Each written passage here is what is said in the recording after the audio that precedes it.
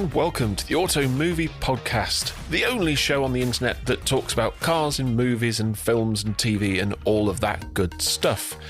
As ever, I am Chris Ratcliffe, I'm here with Marty in Spain, and before we get started, as we record this is the anniversary of scientists announcing Dolly the sheep had been cloned, believe it or not. This was inspired by Brundle Company motor the Ligier JS41 being cloned from the Benetton B195, a car so similar that Michael Schumacher actually once tested it. While there's been no more ovine replication, Honda had Super Aguri, Red Bull had Toro Rosso, as they were known then, and in 1998 McLaren ran 3 Mika Hakkinens, one for the race team, one for the test team, and one kept at the factory who also sometimes made the sandwiches. Today in history. Do I want 3 Mika Hakkinens? I love Mika Hakkinen. He's unique and unclonable. I think if the scientists would have tried to clone him, the machine would have given up and just thrown runtime error out of cheese or something onto the screen. Just one Mika Hakkinen walks out. This is episode number 49, which means that the next one we do is episode number 50 with our slightly suspect wonky numbering scheme, I think. We haven't thought of anything special to do for it, so if anyone has any ideas as to what you want us to do for episode 50, please do tweet us at AutomoviePod or hit Chris or I up on Twitter. Chris is at Chris Ratcliffe and I'm at Martin Spain. Do let us know if you want us to do anything particularly special for episode 50 or if you want us to just dribble on in the way that we normally do. More of the same. More of the same, probably. I'm going to ask you now, because I can see you on the little screen share thing we've got going. What are you drinking? What are you imbibing? What is in my glass this week? I've got he says reaching for the bottle, a British Bourbon Society barrel pick from the Whistle Pig distillery up in Vermont, I think it is, somewhere up in New York. 15-year-old rye whiskey that is rather amazing, and it's called Raging Boar, which I think says as much about... Is that B-O-R-E? No, it's not. It should be Raging Boar, as in, man, you're boring. But no, no, it's not. It's the other one. It's the AR version. But that sounds... You make that sound very delicious, although I bet it still tastes like jet fuel. No, it tastes like delicious jet fuel. It's the good stuff. So next time I see you, I'll share some with you. What about you? What are you drinking? Well, I had a choice between Port Charlotte 10-year-old, which I've got another bottle of. I do love that a lot. Or Glenfarclas 21-year-old. I got some whiskey vouchers for Christmas from my parents. So they were sat under my monitor and I decided to redeem them against some whiskey. So I've got a couple of those. And both very tasty they are, both too. Cool. All right, well, let's move on to the news. The news. True James May style. We don't have an awful lot of news. I realise it's probably been nearly a month since the last episode, and all I can say is it's winter, it's dark, it's cold. We've had at least 3 storms in the last 3 days. And honestly, these are the doldrums. These are the dark days where nothing appears to be on TV. There is no motor racing because Daytona 24 Hours has been and gone. And the first round of the WRC Championship has been and gone, and we're in the drought between all of those happening and Formula One testing kicking off. Didn't the first... I say first round. I don't know when their season runs. The Extreme E ran recently. They did. That was this weekend, and the only reason I know this is because my feed is full of McLaren socials telling me that Tanner Faust was driving for the McLaren team and did awesomely right up until the point that someone basically stopped in front of him and he crashed into them unsighted. So yeah, the Extreme E battery-powered radio control car thing is still going. Isn't Tanner Faust in a McLaren basically your dream combo? I think it's awesome because he's a great rally driver. He's a great personality. He's a good hire for them to do general McLaren media stuff because he's TV friendly, he's journalist friendly, and he's a good driver. So I think he's a good hire for them. Did I watch Extreme E? No. I did kind of vaguely note that it was on, but I couldn't remember where I could watch it. I'm assuming you can stream it somewhere, but it's much like I think there was some Formula E on as well, but I don't want to watch them going around a car park again. Oh, that was Mexico. So it was a large chunk of what you remember from The F1 race. Oh, that's right. They're up. And of course, they don't get affected by the altitude. No. But they also can't go around the whole circuit. So they can't do the 9 mile straight along the thing because that would just deplete batteries too much. Did I watch that? No. I'm sorry. Battery-powered motorsport, as far as I'm concerned, battery-powered motorsport needs to be small radio control cars being driven by spotty teenagers standing on a porta cabin in the middle of a field. I tell you what, actually, I did see, because there was the Daytona 500, the NASCAR race, and Josh Revel did a good video about why you should watch it, and then I didn't. But there was... So that worked then. It was a good video, I just didn't watch it. But what I did see a little bit of, and I wouldn't recommend watching the whole race, I've got to find the name of it because it was a very specific name. But NASCAR, in their infinite wisdom, created a 1/4-mile oval in the LA Memorial Coliseum. And it's really hard to describe what this event actually was. I saw the photograph of the event. I think Matt Farah posted some tweets and pictures of this, and it does kind of look like. So imagine the Race of Champions circuit, only take away all the twiddly bits. Yes. So it's a circuit inside a football stadium, and then put 200-mile-an-hour NASCARs on it. Which I can't think they got above second gear. Honestly, No. I haven't seen it, but I saw the circuit and went, what? Really?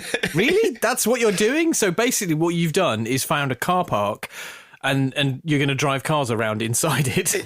It's really, really weird. It's a football stadium is not big enough to house a motor race. It never worked for the Race of Champions, and that's interesting. Did you watch any of the Race of Champions that was in like snow and ice and stuff? No. I did watch some of that because they do like the 2 days. The first day is the Nations Cup, and then the second day is the Champion of Champions. Yeah. I can't remember where it was held. Possibly Sweden, somewhere snowy. Yes. But unfortunately, because it's outside, so previously the Race of Champions has always been held inside a football stadium somewhere where they put down some tarmac and they create this ridiculously fiddly, very technical course, but a course that does not allow cars to get much quicker than, let's say, at the most 70 miles an hour. Very most, which, for all of the drivers taking part, is first gear. It's really slow and dull. And I've always thought, God, wouldn't this be great if they didn't do that and they went to somewhere like Liddon Hill or Brands Hatch Indy or somewhere that is big enough to let these cars and the drivers stretch their legs a little bit and try and separate out some of the guys who've got high-speed car control versus those who've just got the patience to watch it dawdle around a hairpin in first gear. And they did the Race of Champions this year outside with snow and stuff, but they still did that horrible twiddly course where it's 2 lanes side by side going around a very small area. So it's more about technical skill, but it's on ice and snow. So it's even more about technical skill here. Oliver Solberg, Petter Solberg's son, did very, very well. I can't remember if they won the Teams Cup. I think they might have done. And then Sebastian I Win Everything Loeb turned up, having just come back from coming second on the Dakar, and sort of hopped in the car, jabbed a couple of buttons and then won, which is what he does. But it's still, Race of Champions is still not what I want it to be, which is what it was in the mid-80s, where they just went to some massive circuit somewhere and pitted all the drivers against one another and made it super hard.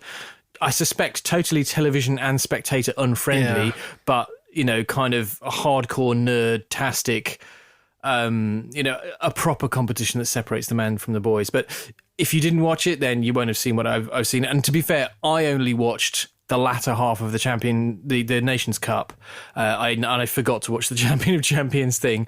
I think they were streamable online, possibly via YouTube, but I didn't watch a great deal of it. And I didn't see that NASCAR thing other than the photos. It is worth finding a highlights package, and we'll put a link in the show notes, because it is just, it's bizarre. It's a course, literally a 1/4 mile. I think there's 20 cars on it, and the course is 2.5 cars wide, and they start 2 abreast. So they just start crashing into one another forever.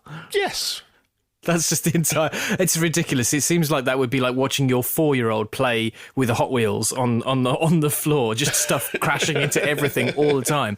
Anyway, this was supposed to be the news, and we've actually segued way into like what we've been watching. So let's bring it back and go to the only news item that's in the show notes, which is Netflix's Drive to Survive Season 4 has a release date of Friday the 11th of March, which Chris has helpfully labelled as in the middle of the Formula One Bahrain test. Yes, so we get...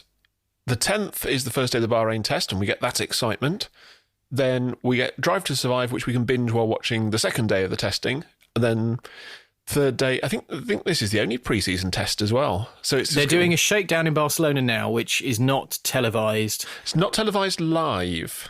There might be people there recording it, but it's not televised live. So all the Formula One websites are doing like text streaming. It's like the old days of CFAX.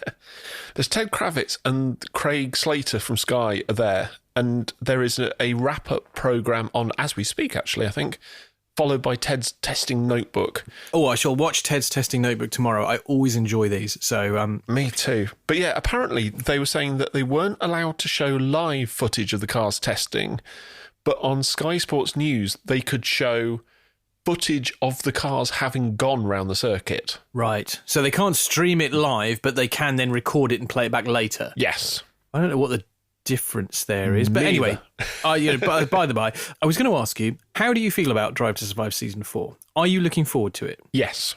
Really?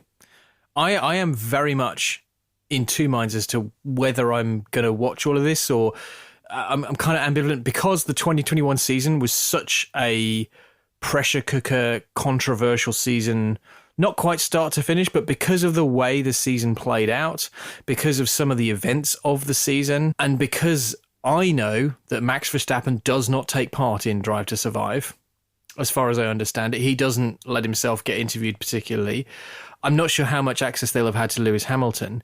The major story of the season is Max Verstappen versus Lewis Hamilton, and that is not going to be in Drive to Survive. Now, I know they are trying to tell all the other stories, but I wonder whether or not in this instance, for this series, the biggest story is going to be sat kind of like a white elephant in the, not a white elephant, like the elephant in the room at the end of that, the Clarkson, Hammond and May Top Gear, where they had in the studio, in the background is a giant actual elephant model. I love that joke so much. And I feel like Drive to Survive Season 4 could be like that. I'm saying this with absolutely no knowledge of what's in it or not, but I wonder whether or not they're going to keep doing the same thing they've done before, where they go through all the little stories of the season, what's happening to Pierre Gasly, why is Yuki Tsunoda so unbelievably shit, why is Mazepin not fit to be a Formula One driver, all these things they're going to be covering, all the while in the margins of the series is these massive two titans of F1 going head-to-head, race after race,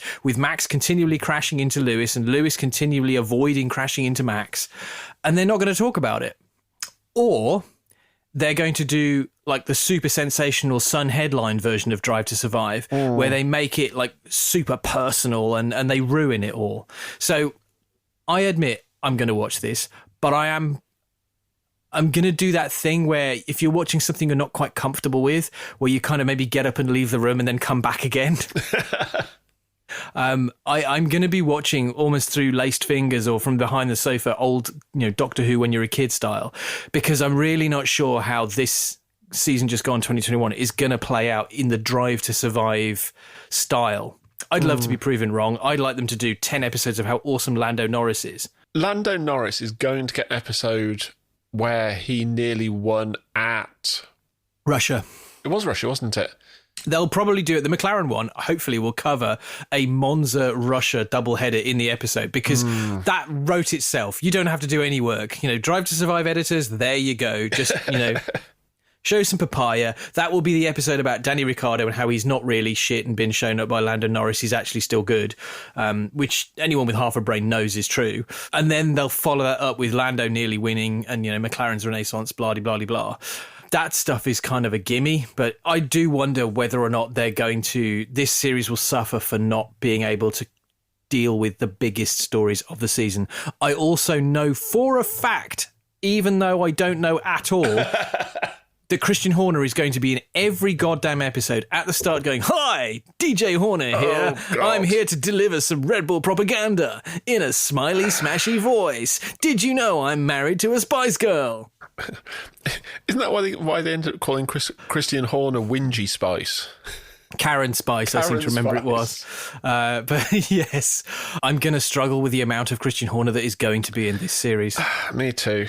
But anyway, I'm still excited because this is Formula One on on Netflix, and this is what has brought the sport to the state where apparently, according to something somebody released this week, the Abu Dhabi Grand Prix brought in 100 million viewers. Wow.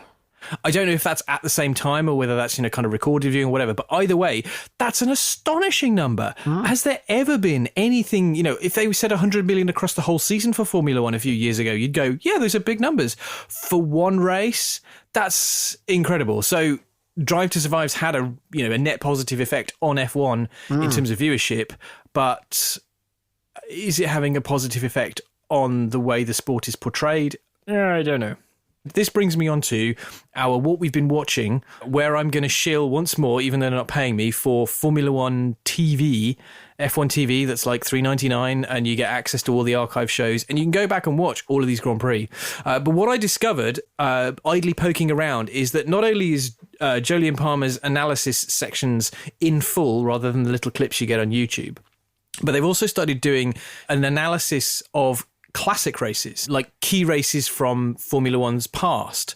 And what that means is you get them kind of giving that analysis treatment to something like Canada 2011, where they look at it and go, how on earth did Jenson Button come from last to win in Canada? They've got one for Australia in 1996, where Martin Brundle had that massive crash in the Jordan that snapped in half. Yeah. They've got one from Belgium 1998, which had that start line crash that wiped out half the grid. And it's fascinating because not only is Jolyon Palmer an exceptional analyst, they also bring in people who were either there at the time or can give another view. And so for Canada, they had Pedro de la Rosa, who is not in a river, I can report. I knew you were going to say that. But he's also so articulate, so on the ball, so fair. He is an exceptional pundit.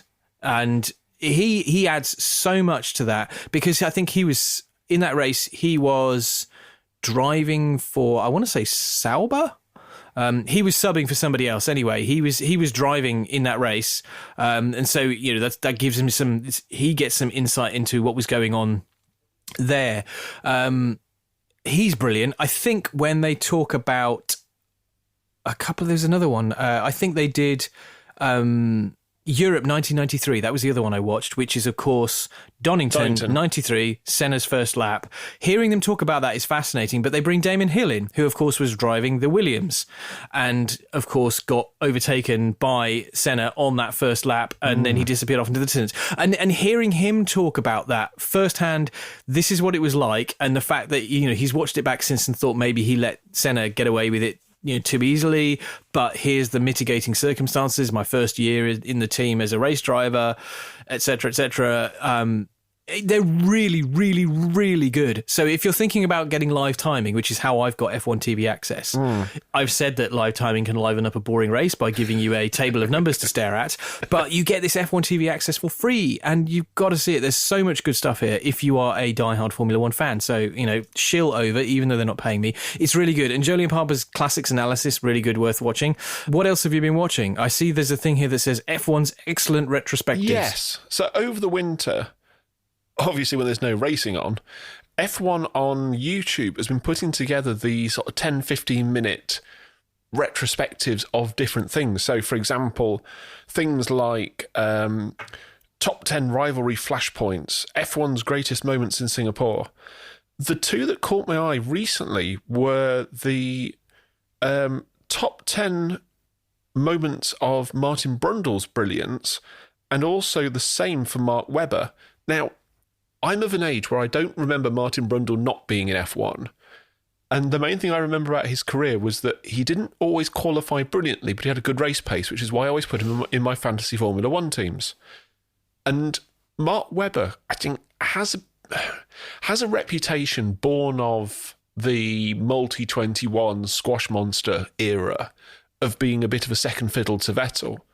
But watching these videos, you actually appreciate quite how good they were on their day.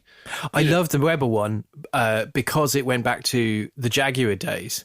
And I've been a Mark Webber fan ever since he qualified that thing, I think on the second row in Malaysia, where it had absolutely no right being there. That was a back end of the grid car if ever I saw one. And somehow he was able to drag an amazing lap time from it. And I think in the race he fell back almost immediately because the car just could not do that over a sustained series of laps. But I think everyone forgets how good Mark Webber was, especially when it came to balls out, die hard, high speed driving. He was at his very best in high speed corners. He was a relentless defender. He would be very hard to pass. And I think some of the reason that he came up against Vettel was in an era where the tyres did not allow you to drive in the way that he wanted to drive. You couldn't just punish them with pace. He would have been so good in the Michael Schumacher sprint refueling era, the kind of the mid-2000s V10s. He would have been exceptional in a good car back then. But unfortunately, he kind of came in where it was the end of the Bridgestone, beginning of the Pirelli era, where the tyres are made of cheese. And then you get a little phenomenon like Vettel and a blown diffuser that he seems to have mastered, and just Webber, I don't think could quite do to the same degree, couldn't adjust his style enough to take the benefit of it. But you're right. I love seeing these highlights of... These aren't nearly men, and they're not has-beens by any chance, but they're drivers who you might not immediately think have 10 Formula One highlights you could pull out, but they do, and more. So I've really enjoyed watching those. Unfortunately for me, the Brundle one, I kind of want to go, I want Martin Brundle's 10 best sports car drives. Yes. What else have I been watching? I was watching the Wheel Network, which is a channel I've never heard of on YouTube until a friend of the show, Chris Frew, tipped me off to this. It has, I don't know quite how to describe it. There seem to be like a few car reviews and lots of like promo footage. I don't know where they get it from, but the reason I watched it was because they have 4 videos on the upcoming Porsche GT4 RS Cayman. And Mr. Frew is very fortunate to be on the list to buy one of these cars, and so he's consuming all video media of them while he waits for his to be built. And this has got really great footage of the car on track, of the car on road in a different colour, of the car, driving around the track, a completely different colour. So if you are in the lucky position to be ordering one, you can kind of see what your car's going to look like on the road and on the track, because they've got, a blue one, a grey one, a yellow one, and a red one in all sorts of different scenarios. So it feels almost like Porsche dealer footage that has been uploaded to YouTube. And there's no commentary, it's just video and the car noise, which is quite delightful. So if you are a Porsche fan, if you are lucky enough to have a GT4 RS on order, then you really should check them out because they're really cool. And it seems to be that they've got this before all the channels suddenly get access to a GT4 RS and can produce their own videos. So worth a watch, I would say. Interesting. What else have you been watching? So I watched recently, inspired by you actually, we had a chat about you watching Top Gear episodes with your little boy.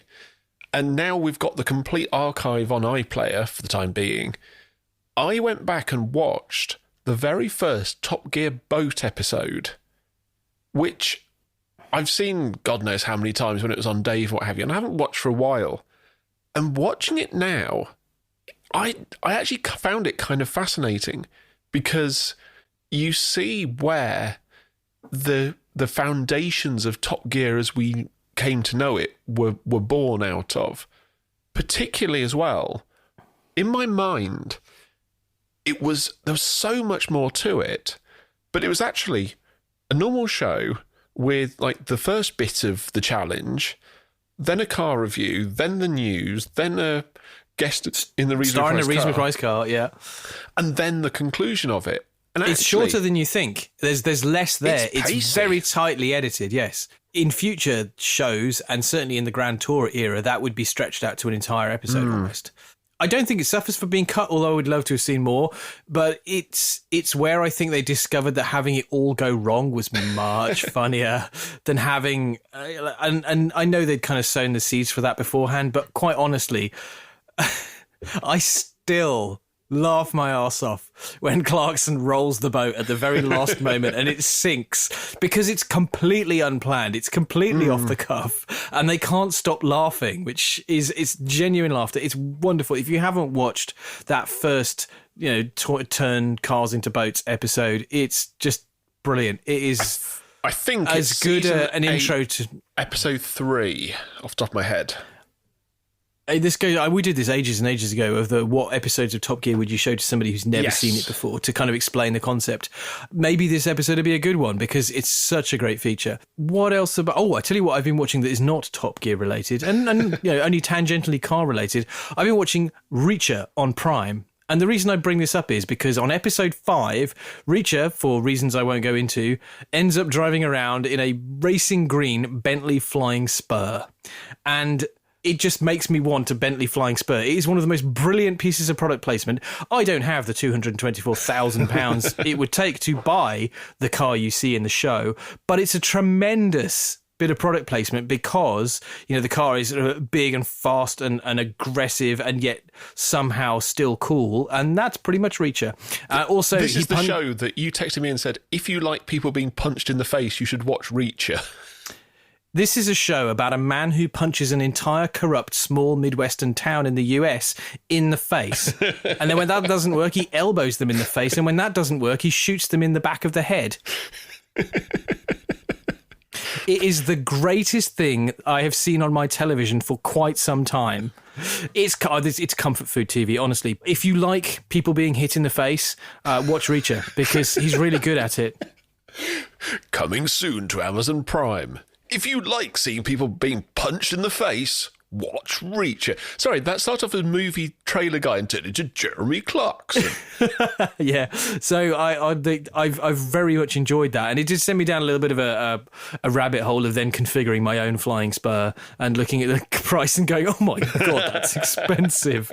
And finally, in the What Have I Been Watching section, we are now on the YouTubing the YouTubes. This feels like one of those reductive exhibit things where, yo dog, I hear you like YouTube. So we put our YouTube show about YouTube on YouTube so that you can read and listen about YouTube while you watch YouTube. That's it entirely. So we have the first episode that we've put up. God, this is complicated. We will be uploading the rest of them in due course in some order or another because YouTube will probably mark that up as well.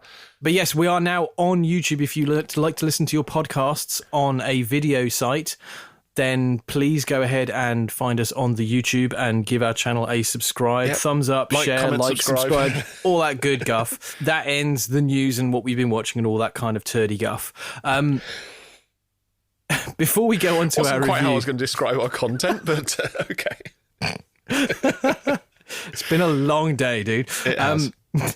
So let's go on to a review of a film that has kind of been in a bit of a blind spot of ours. It's one that I've heard about and then forgotten, and then heard about and forgotten more times than I care to imagine.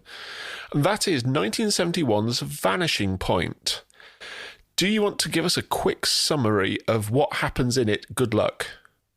So, I'm going to give you a précis. Please forgive me if I get some of this wrong. This is a movie made in the early 70s. It's directed by Richard C. Sarafian, stars Barry Newman as a driver called Kowalski. It has a DJ in it who's called Super Soul, who's played by Cleveland Little.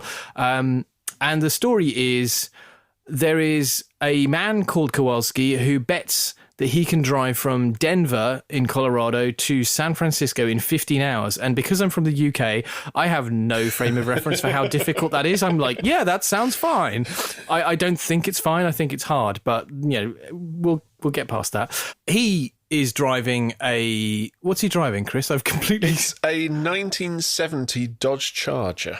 He's driving a 1970 Dodge Charger in a kind of slightly off-white colour that I secretly quite like. I am not one for American muscle or classic cars in general, but something about this, it's quite plain looking, but it makes a lovely noise, and it's got just enough muscle car cues in the shape to make you go, that's something special. It's really cool. And I imagine lots of people have bought Chargers based on this movie. He's driving this car that he's delivering for somebody at quite a pace, and it's not long before the law is on his tail. There is this DJ I mentioned earlier on who is doing a radio show that is listened to by the driver in the car, and the DJ finds out about what the driver is doing and starts, raving about him on the radio, which annoys the law even more.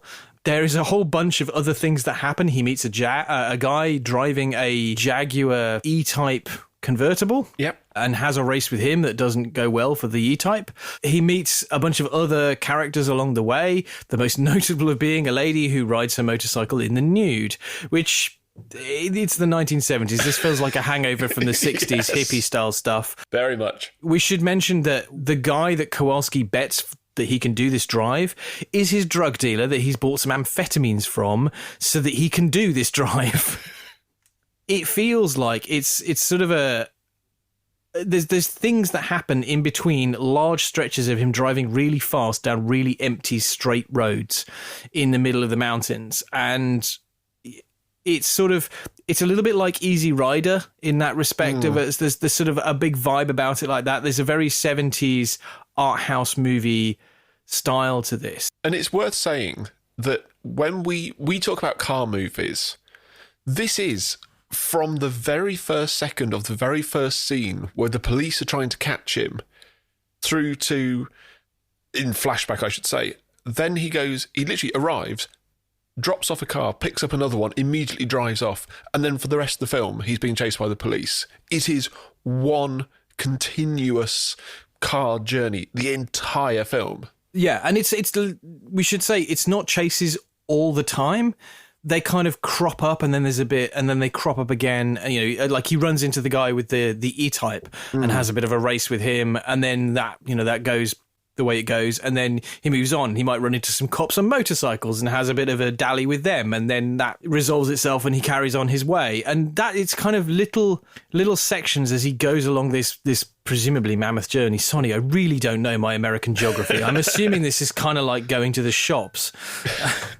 Let me just have a quick look on Google Maps, because the other side of this is that while we're travelling with Kowalski, he doesn't say very much at all during the film.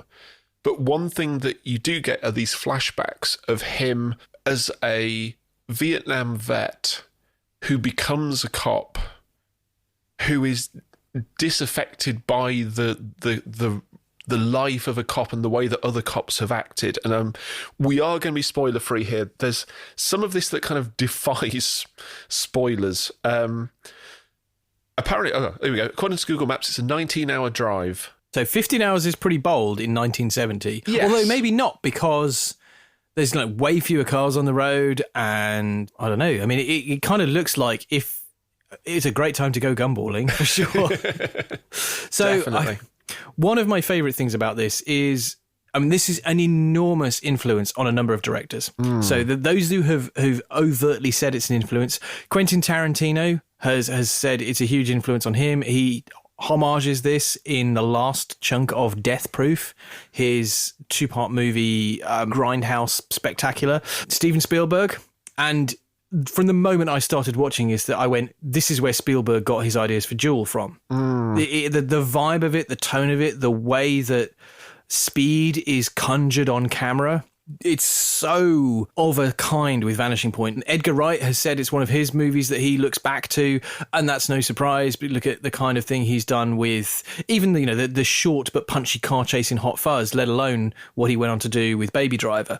And he is a movie buff of some note, and he's always going to be the kind of guy who looks back to these 70s art house movies. One of the things I remember thinking as I was watching this was that there is no chance that this would ever get made in the 80s or the 90s or now. Never in a million years.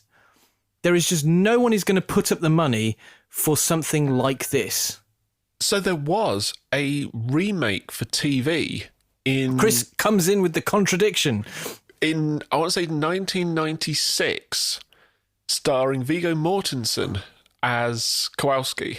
And Jason Patrick as the cop or the DJ? I forget. I know I did look this up and go, my God, that must have been really, really bad for them to just bury it in their career biographies. But yes, as far as I could tell from the reviews of the remake, it was shit and no one should have bothered. It's the kind of movie that I guess for a certain type of person looking at how well Fast and Furious has performed and, you know, other movies like that will have gone, we could definitely remake this. But the kind of person that would want to remake this is the kind of person that would go ahead and direct a movie of Need for Speed. And look at how well that went. So I think there's a couple of things with this that really stood out to me. And I think you're absolutely right. We've got that kind of post-60s, low-budget, art house film that is, to be frank, it kind of plays slightly disjointedly for me. I think there were a couple of things that really stood out. One was the soundtrack, because normally, if you're thinking of Secret Race Across America or Gumball or anything where there's a car chase, the music is always dum dum dum dum dum dum dum dum dum dum dum dum, must get there, go faster. Whereas this, it was all like slow, mellow country music, really. I mean, country in the there is a moment in the proper where sense. True, but there is a moment where the wacky banjo of hijinks is deployed on the soundtrack. The wacky banjo of hijinks. I love that. Yes, that's tickled me. That has. But if we did such things, that would be the title of this podcast. It does have a great soundtrack, and I think that was actually released alongside the movie. The soundtrack, if you are a lover of music of that kind of era, it has a really well curated and put together soundtrack. The cinematography by the director of photography, John A. Alonso, and yes, I did have to look that up on IMDb.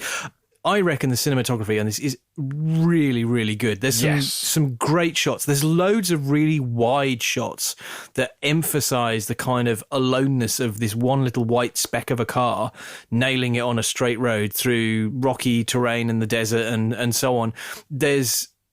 And I'm sure that we're going to come on to, you know, all the allegories and the possible interpretations of what the movie's about and so on. I think this is really, really well filmed. The acting is all right. The guy playing Kowalski, Barry Newman, gives good grimace and good sweaty mad look. He's not great at emoting anything beyond those, if I'm honest.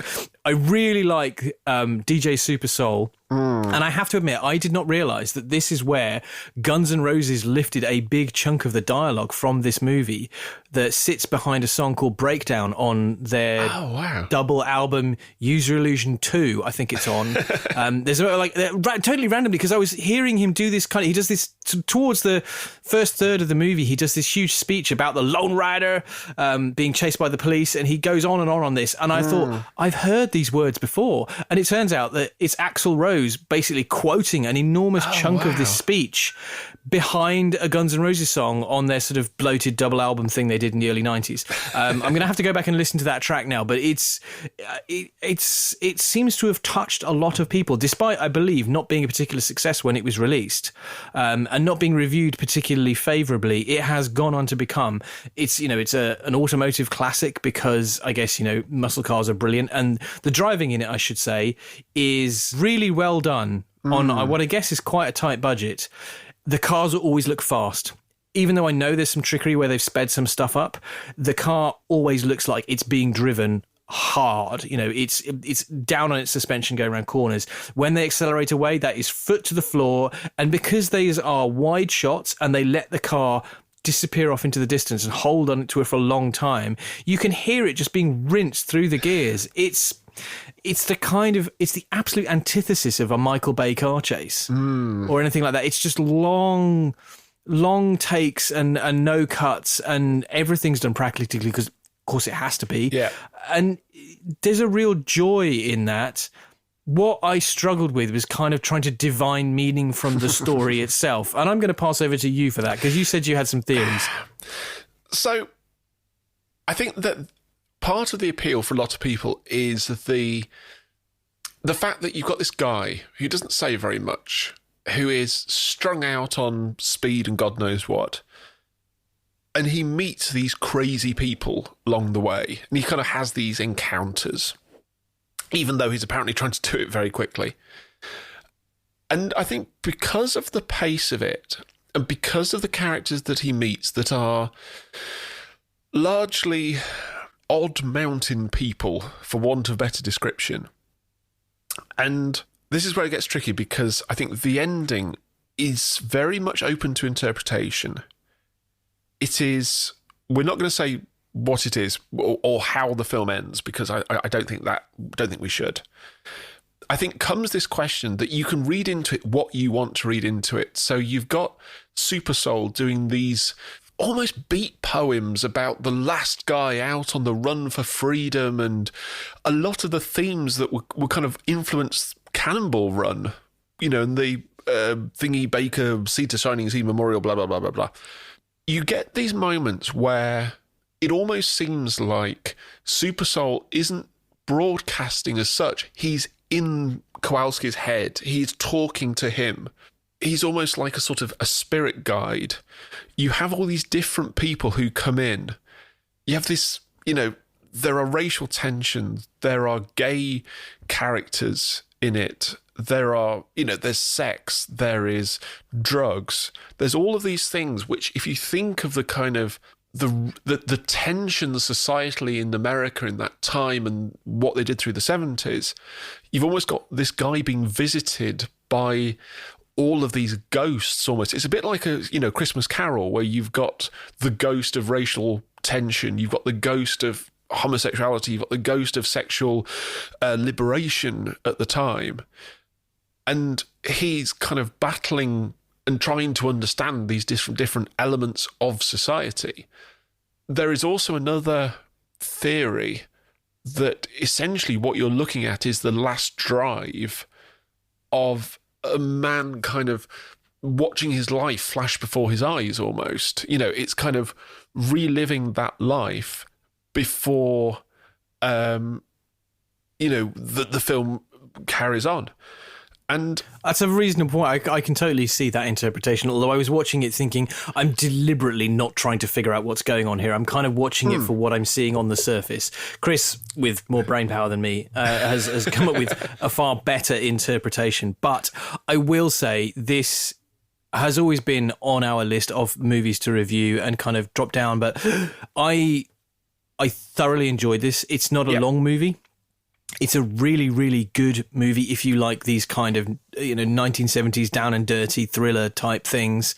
It's a really influential movie, and there is a really good 2-disc Blu-ray that is available in the UK, which has some slightly different footage in towards the end than the US release, and so it can kind of affect the story very slightly. But it does come with a really good release, so you can grab that on Amazon for like £18. You can't stream this anywhere. I actually did that today. Having watched it, I actually then went out and bought the Blu-ray because I enjoyed it so much. One thing we should just say that I think is kind of interesting. There were 5 Dodge Challengers for the production. There was 1 automatic and 4 manual cars. Do you know why they used Dodges? Because it was a commercial consideration that Dodge provided cars to Paramount, and they kind of went, can we have cars for this film? And they went, yes. So Dodge they charged them $1 a day. Yes. That's I was reading about that, thinking, wow. So that was basically it's free advertising for them, but they deliberately went with that because they liked the Challenger RT that they're using because they said it had good suspension, decent engine, and so on. But also that kind of that commercial agreement must have been pretty helpful for movie budgets. But also, one car was upgraded, so there's a jump in it, which is actually in the trailer. The one car that did that jump had upgraded suspension. Otherwise, the other 4 were all absolutely bone stock. And after the film was wrapped, all 5 were returned back to Chrysler, and apparently they ended up in a salvage auction in 1971 or 72, where they were sold for scrap. Oh, that's such a shame. And I know that it must be the kind of car that has replicas built of it. People fans of the movie where they go, I'm going to get one of these and I'm going to make it a Vanishing Point replica. Which is easy because they're bone stock. You know? Yeah, you just buy one, make sure it's that kind of slightly dirty white colour, and then drive around really hard in it all the time. There's a great video from a channel called the Offician Auto, which is a clever pun, of a guy who loved Vanishing Point and bought one of the cars that they used in the TV movie. And they still had the Dodge Challenger, and it's still in white. The car he got, I think he may have got a couple of them, because they obviously film it out of order in TV land, they had 5 of these cars, and they dirtied them up to kind of keep continuity throughout. And what they did was they mixed potting soil and ground coffee, sprayed it onto the cars, and all in the same fashion, and then sprayed hairspray on top to keep this grimy muck in place. Oh, grim. And he said you can't get it off unless you use a Scotch-Brite. Yeah, that's stuff that's never coming off, is it? Wow, that's movie magic for you. It's like the paper carbon fibre that was on the inside of those Sesto Elementos in yes. Need for Speed. Speaking of which, at Christmas time, I got my son a copy of Need for Speed Hot Pursuit for his Nintendo Switch. And having finally played some of that with him, I totally understand where a whole chunk of that Need for Speed movie is coming from. There's a whole bunch of stuff which makes you go, oh, so that's why there's this big chase, and that's why. So there's a whole bunch of stuff that kind of makes a bit more sense to me now. Not a great deal, but a bit more sense. It doesn't turn like a rubbish movie into a good movie, but it does kind of clarify a few things. Anyway, that is Vanishing Point. Highly recommended. Yes. I think that one's of the kind of back catalogue of auto movie classics that we've gone through. I think this has got to go pretty near the top. It was really, really good movie watching experience. So if you like 70s car movies and you've got a spare 18 quid, do get this from Amazon and give it a watch because it's really, really good. Yeah. So with that done, shall we move on to our YouTube picks? Well, let's do what Henry Catchpole has been up to this week, because we have plenty to choose from. But I was particularly tickled by him driving a 993 Speedster Resto mod in California, I think, by Gunther Works. Now, I'm not a fan of the Speedster. I'm not a fan of 993s. This video is fantastic. I started watching it and I was like, this is proper cinematography. This is like genuinely... the first word that came to mind was epic.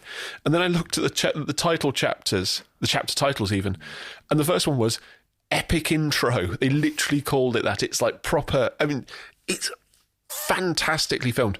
Henry is his usual great self. The sound mixing in it is particularly good, given that it's a convertible and that it's a hopped up 911. Really, really worth a watch. But one that also jumped out at me, also on Carfection, if you haven't subscribed, do, because I think they're still trying to get to 1 million subs, was Alex Goy's excellent 250 California Spider by GTO Engineering film. For 2 reasons. One, I forget how good of a writer Alex Goy is. I mean, he's a great presenter, but I think he has a wit and a turn of phrase that is excellent. And he manages to do a whole video about the 250 California, only mentioning Ferris Bueller once. That's impressive. I should add the filming and editing for that Carfection 993 Speedster video is done by Mark Ganley, who I think is a new addition to the team following... Charlie Rose the departure of Charlie Rose. Yeah, exactly. So it's a great intro. I don't know if he's done stuff with the channel before, but it is a really good looking film. I think there's a pair of Gunther Works films that they've done, the 993 Speedster and then the regular 993 Gunther Works is.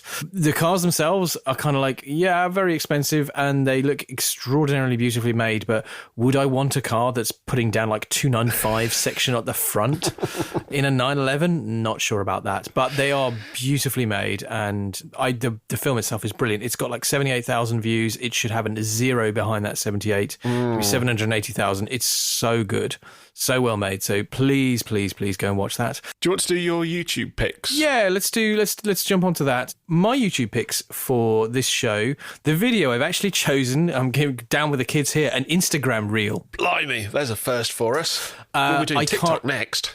I think I found the Instagram reel thing by accident, and my Instagram reels is now full of people playing shreddy guitar and car stuff.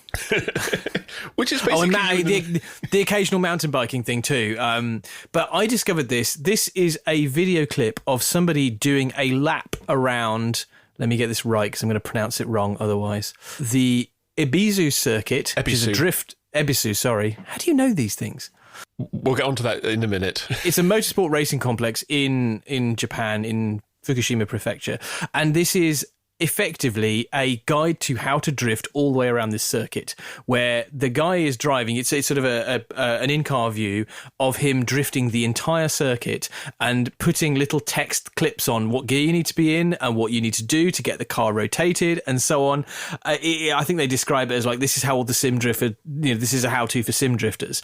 But I found it fascinating to watch the drifting happening from the inside, because I don't think I've really watched like a whole lap of on board of a drifter drive a circuit like that. One of the things I love about this circuit is it's very kind of ramshackle. Like lots of these sort of small Japanese circuits, they're really kind of basic and ramshackle and a little bit run down. And this sent me down a rabbit hole, which leads me to my YouTube channel pick, which is, again, I'm going to have to make sure I pronounce this correctly, Noriyaro, which is a channel run by an Australian who speaks fluent Japanese, which is really weird to hear somebody flicking between Aussie accented English and then fluent Japanese. And I happened to just catch his latest video, which is mountain-style drift meet at Sportsland Yamanashi, which is a bunch of sort of kind of grungy, scruffy-looking drift cars driving around a kind of grungy, scruffy-looking drift track with barriers that are very close, and there's guys driving around where they blow a hole in the side of the motor and have to go down the pit straight and pick all the bits of their crankcase up, and then they bring out a broom that is definitely made from a stick with some smaller sticks attached to it, where they sweep up all the oil. It's wonderful. It is the most Japanesey drifty thing, and all the cars, there's an A86 and there's a S14 Silvia, and then there's a random E39 5 Series for reasons, and there's a GTR, sorry, not a GTR, a GTT, and they're all like scruffy looking and kind of beat up, and they're being driven on the limit around this circuit in formation. And when somebody spins, they just kind of drive around them. There's no if you imagine this was on a Palmer Sport day, that guy would be taken out and black flagged and sent to the gulag or whatever by Jonathan Palmer. And this is just like, they just get on with it, and they just go, we trust that you have enough driving skills and common sense to not crash into one another, get to it. And because of this kind of lo-fi thing, the person doing the camera filming, I'm not sure if it's the same guy is doing the presenting, I think it might be, he can kind of just lean over the very low one layer of Armco and put his camera so close to the apex of the corner as these cars are drifting past that you get these wonderful slow-mos of them on the lock stops, tyres screaming, smoke pouring from the back of the car. It's like lo-fi drifting in a nutshell, and I loved it. And his channel's full of great stuff. I found a few other channels that are full of some slightly more produced stuff, including a really nice film of some illegal street drifting by a guy called... Did I keep the tab open? Is it Albo? No, it is... I've got to find the right thing. The guy called Luke Huxham. Huxham. And the video I was watching was Street Drifting Illegal MyhamMedia.com. So illegal, we'll put it on YouTube. And it is genuinely like, there'll be this typically Japanese little truck trundling along a road, and it turns left, and behind it are three cars about to just yank the e-brake and go sideways round the same corner. I just went down a whole rabbit hole of Japanese drifting. So I really, really recommend that channel, and I really recommend watching this Instagram reel. The only thing I'll say is you need to be signed into Instagram on your browser to watch it, which is super annoying, but I found it fascinating. I've got a feeling that Fielding Shredder, the brilliantly named star of Hyperdrive, he spent quite a lot of time at Ebisu, and I think he put some stuff on his channel from way back when, because Ebisu is this great place that essentially it's kind of like a clubhouse for drifters. So you can go to Japan, buy a 200 SX Silvia or whatever, you take it to Ebisu, they will store it for you. And this isn't like a Palmer thing. It's like you've got a space in their shed. Once every day, this truck full of tyres turns up and people can just buy another tyre and add it onto their tab. And when you crash, they kind of drag your car back and you just fix it and, drill holes to zip tie the bumper back on. And then you go out again. And the car is essentially expendable. And when that car dies, you go to somebody else and somebody's had their fun and they're like, oh, do you want to buy this? And they're like, yeah, okay, I'll buy that. And then you go off and drift that until it dies. But there is a podcast called Trash Taste, which, oh boy, if you don't know about anime, will sound like a foreign language. And the guy from Noriyama's been on it at least once. They did a series of specials, one of which was where the three presenters went to Ebisu and tried to learn to drift, and they know nothing about cars. But seeing their reaction, just standing on the pit wall, watching people go past sideways, and just being like, oh my God.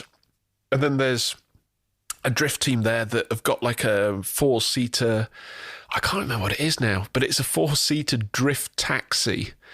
And they kind of take them for a lap, all strapped into bucket seats, all going sideways. I think the cameraman's about to throw up at one point.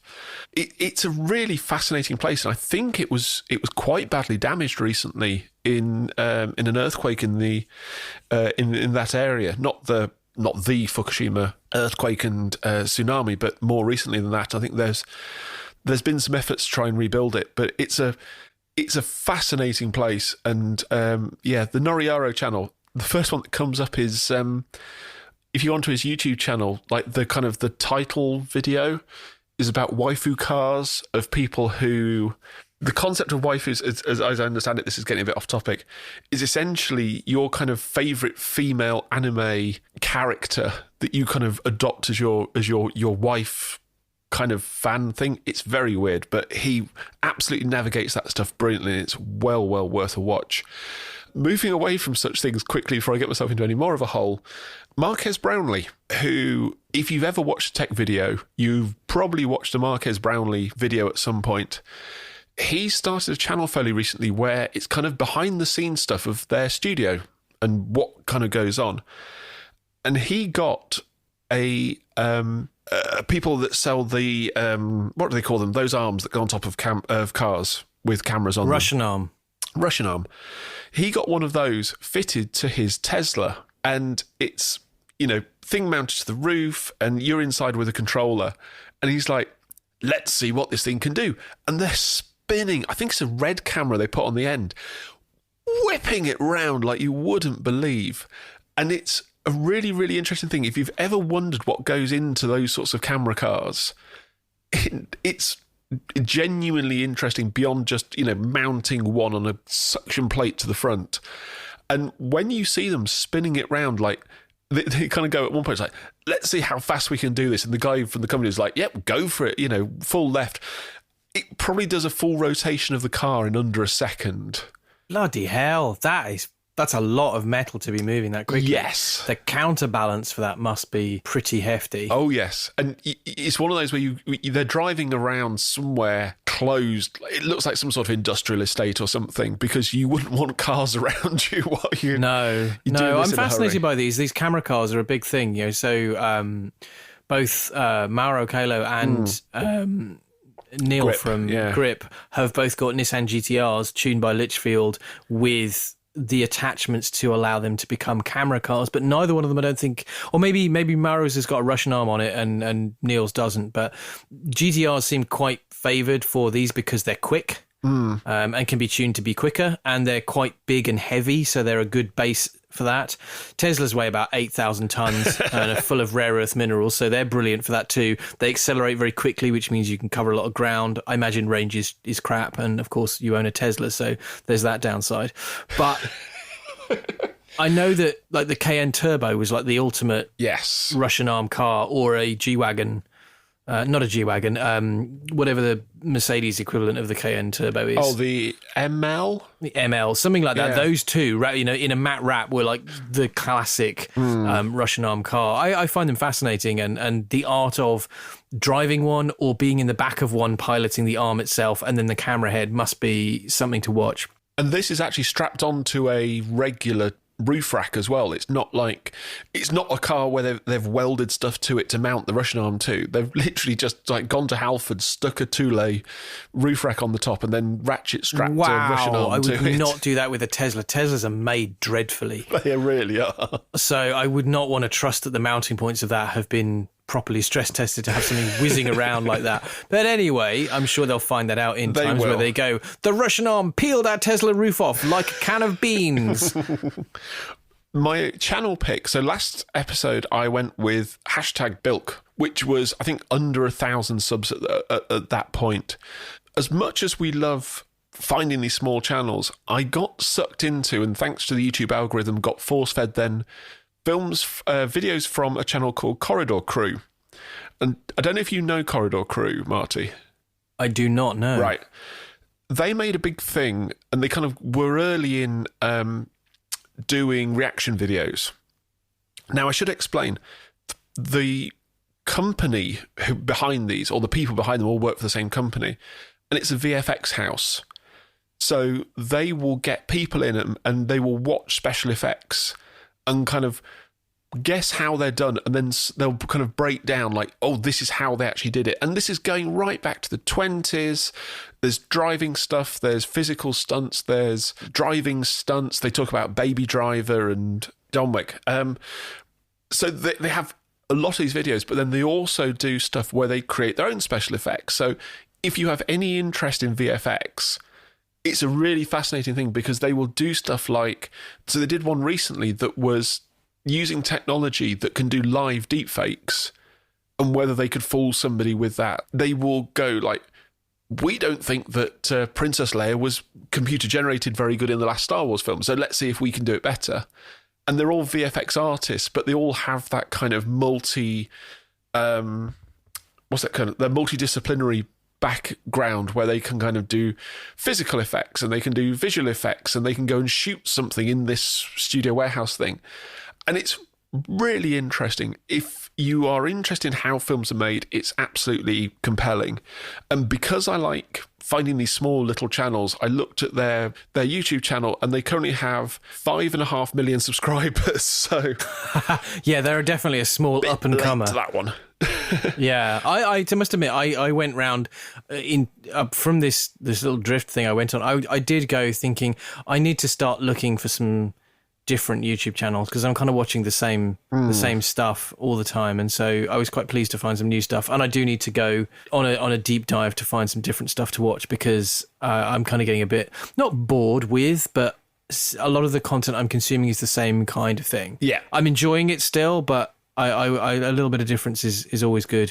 So yes, please check out our YouTube picks and channels of the week, and definitely please go and watch Henry Catchball's video, because it's awesome. And we will see you again, hopefully not after another 4-week break. No, we'll try and do better, definitely. But do please tell us what you'd like us to do for episode 50. Give us some suggestions about what to watch. Should we just do another State of the Union, what have you been watching drivel show? Should we do a proper review show, like pretending that we are genuine people with analysis and thoughts to spare? Give us some thoughts at Automovie Pod on Twitter, or Chris and I will both be on there as well. Or you can email, comments@automoviepodcast.com. Yep. Something like that. Anyway, until that time, I think I'd like to say, please share the podcast if you're enjoying it. Please leave us a review on your podcast repository of choice. If you've seen Vanishing Point, tell us what you think of it. Yes, please do. It's very hard to get hold of, unfortunately. I don't think it's available on any of the streaming services. So unfortunately, it's not like you can just jump on a Prime or a Netflix and get it. It's quite tricky. So you are going to have to shell out that 18 quid to Amazon to get hold of the DVD. But if you do that, then do let us know. And I just said the word do.